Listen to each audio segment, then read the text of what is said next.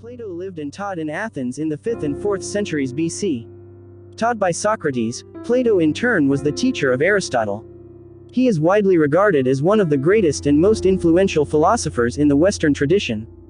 It is nearly impossible to summarize Plato's influence on the development of Western thought and civilization. One of his most important contributions, among many, was the notion of dualism, that is that the body and the soul are distinct, one mortal and corrupt, the other immortal and perfectible. Plato used illustrations called allegories in his teaching. One of the most famous is the allegory of the cave, which he used to illustrate how relying only on our senses to perceive reality allows us to be deceived. He imagined a cave where prisoners were kept chained from birth, facing a wall. The prisoners in the cave could not move their heads, and all they were ever able to see was the wall before them. In the distance behind them was a fire, and when objects passed between the fire and the prisoners, they cast shadows on the cave wall. Prisoners in such a condition, Plato argued, would come to believe that the shadows on the wall were real objects, when in fact they were merely reflections of reality.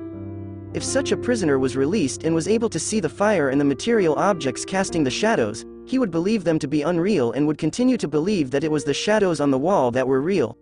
The task of a philosopher, Plato argued, is to climb out of the cave of ignorance and discover true knowledge, with the expectation that he will be ridiculed and attacked for denying that the cave wall shadows are the true reality. The exact dates of Plato's life are unknown. He died in Athens, when in his early 80s. As the philosopher Alfred North Whitehead put it, all of Western philosophical thought consists of a series of footnotes to Plato.